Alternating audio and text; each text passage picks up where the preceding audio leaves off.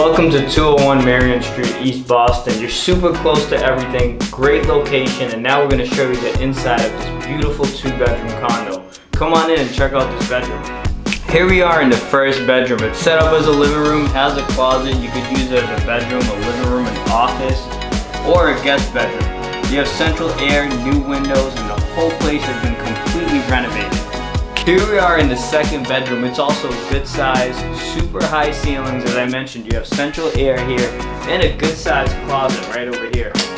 Here we are in one of the best rooms of the house. This kitchen has been completely remodeled. You have stainless steel appliances, a 5-burner stove, and a little sitting area where you can set up a TV right behind you. You also have storage downstairs as well as laundry and some backyard space, which is very rare in East Boston. Here we are in the backyard. You get a lovely shared green space, which is rare in East Boston.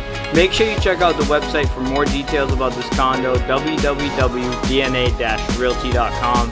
And as always, follow us on social media and keep a lookout for the next open house to see this beautiful condo. Don't wait.